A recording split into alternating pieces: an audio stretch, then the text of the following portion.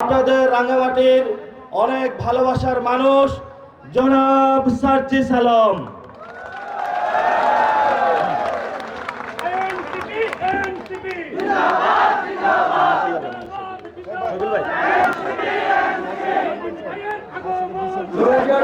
সালের ছাত্র জনতার অভ্যুত্থানের পরে এই নতুন বাংলাদেশের আরেক জুলাইয়ে আমরা বের হয়েছি দেশ গড়তে জুলাই পদযাত্রায়। আজকে আমরা সংগ্রামের বিপ্লবের সুন্দরের রাঙামাটিতে এসে উপস্থিত হয়েছি। আমার সংগ্রামের সহযোদ্ধারা আপনাদের মাঝে, আমাদের অভ্যুত্থানের অসংখ্য সহযোদ্ধা আজকে উপস্থিত রয়েছেন। আপনাদের প্রতি আমাদের অন্তরের অন্তঃস্থল থেকে কৃতজ্ঞতা। আমাদের ঐক্যবদ্ধভাবে জাতি ধর্ম বর্ণ নির্বিশেষে আমাদের এই দেশকে, আমাদের এই রাঙামাটিকে, আমাদের এই পার্বত্য চট্টগ্রামকে সামনের দিকে এগিয়ে নিয়ে যেতে হবে।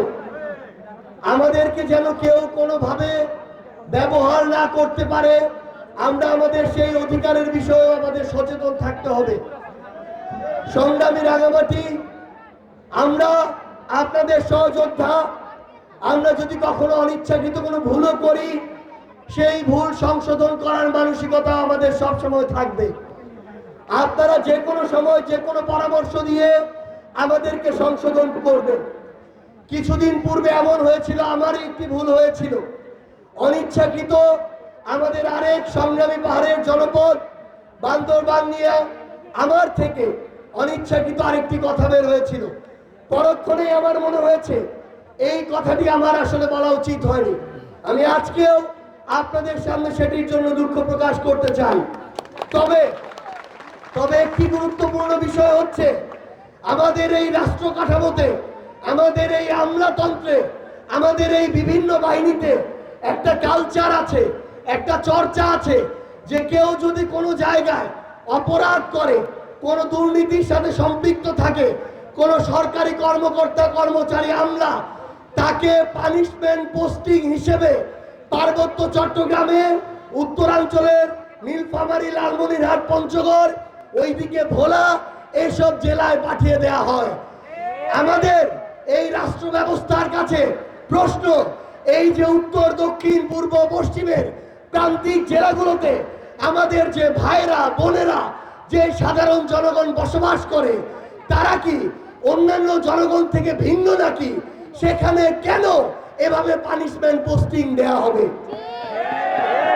এই পানিশমেন্ট পোস্টিং এর মাধ্যমে কোন একজন অসৎ অফিসারের সাজা হতে পারে না।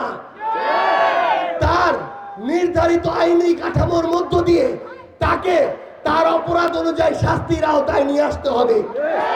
কারণ যে দুর্নীতিবাজ, যে বিভিন্ন জায়গায় সরকারি কর্মকর্তা কর্মচারী হয়ে ক্ষমতার অপব্যবহার করেছে, সে যদি ওই ঢাকায় থাকে সেখানেও করবে, সে যদি রাঙামাটিতে আসে এখানেও করবে।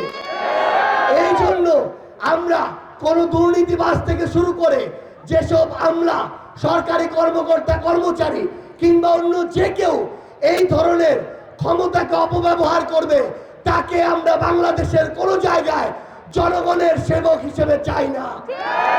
কারণ তারা যতটা না জনগণের সেবক হয়ে ওঠে, তার চেয়ে বেশি সুযোগ পেলেই জনগণের শোষক হয়ে ওঠে। আমাদের সংগ্রামী সহযোদ্ধারা, আমরা আপনাদেরকে আরেকটা অনুরোধ জানাই, আমাদের রাজনীতি চলবে, আমাদের জীবন চলবে, কিন্তু আমাদের এই পাহাড়ি জীববৈচিত্র্যকেও আমাদের বাঁচিয়ে রাখতে হবে। আপনারা সংগ্রামী, আপনাদের রক্তে সংগ্রাম, আপনাদের শরীরের জিনে সংগ্রাম, আপনাদের